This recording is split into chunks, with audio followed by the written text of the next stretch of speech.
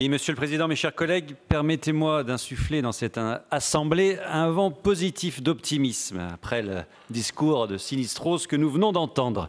Je n'entends en effet de l'opposition que des critiques, des remarques négatives, des commentaires pessimistes, à croire que voilà, ils sont tous atteints de cette même sinistrose contagieuse. Cette négativité obsessionnelle n'a en réalité, je vous le dis mes chers collègues, aucun fondement, car c'est comme toujours ici un effet de style pour laisser à penser que tout irait mal, qu'on ne ferait finalement décidément rien de bien. En réalité, je ne connais pas un élu local qui ne serait pas fier dans sa mairie de présenter un tel budget pour 2024. Nos ratios sont tous au vert. Nos capacités d'investissement sont exceptionnelles. Notre dette est réduite à sa simple expression. Nous n'augmentons pas les impôts ni les taxes, nous préservons le pouvoir d'achat de nos habitants et nous investissons à un niveau record pour l'avenir de nos territoires.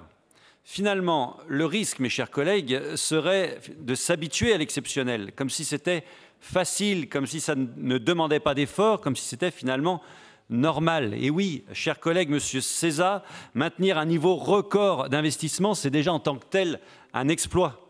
Il faut parfois s'arrêter quelques minutes et le vote du budget nous en donne l'occasion pour apprécier le moment, se rendre compte de la chance que nous avons de pouvoir autant investir sans endetter les générations futures et sans augmenter les impôts. Franchement, dans le contexte incertain que nous connaissons, avec une croissance française au ralenti, une envolée des prix inédite, des baisses de dotation de l'État jamais vues, nous devrions tous nous réjouir de pouvoir voter un budget aussi équilibré et responsable et qui permet d'entrevoir l'avenir avec sérénité. Nous aurions pu tomber dans la facilité en augmentant les impôts et les taxes, à l'image des maires d'extrême gauche écologistes de Grenoble ou de Lyon, mais nous ne le faisons pas. Nous aurions pu augmenter la taxe sur les cartes grises, à l'instar de nombreuses autres régions en France, mais nous ne le faisons pas.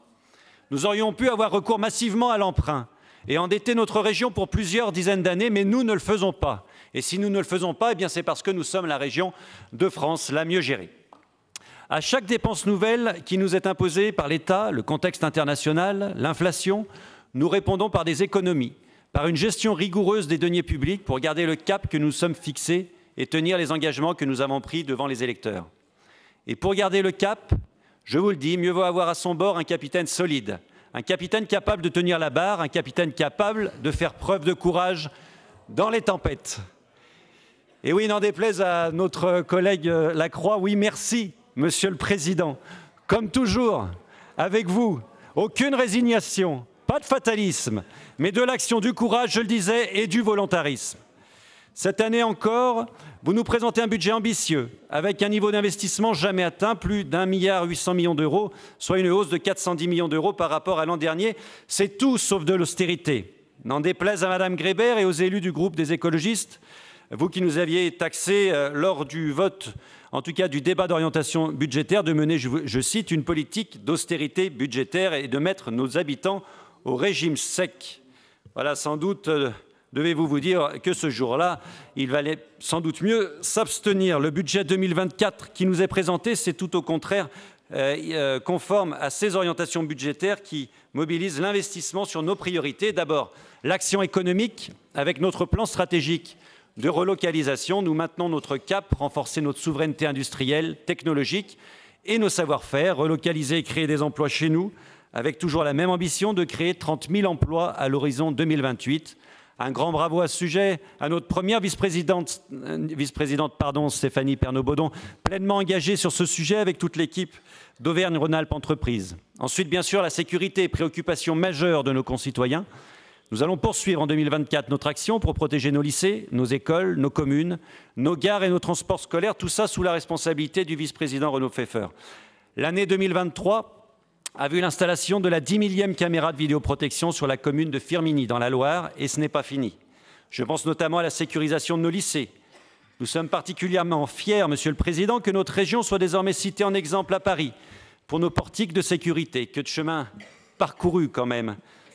Je me souviens d'une époque pas si lointaine où l'opposition, Madame Vallaud-Belkacem en tête, mais aussi Monsieur Cotarac, avec lequel nous avions eu plusieurs débats sur des plateaux télé ou de radio, mais à l'époque, il est vrai qu'il faisait encore partie de la France insoumise, criait au scandale et nous accusait ni plus ni moins de porter atteinte aux libertés. Ah, le discours est évidemment tout autre aujourd'hui et personne ne reviendrait plus en arrière.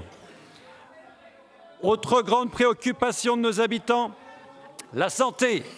En 2024, nous allons renforcer nos investissements pour notamment mieux équiper nos hôpitaux de proximité, en particulier en zone rurale, favoriser l'implantation de nouvelles maisons de santé ou encore attirer des médecins dans des zones géographiques en tension qui manquent cruellement de soignants.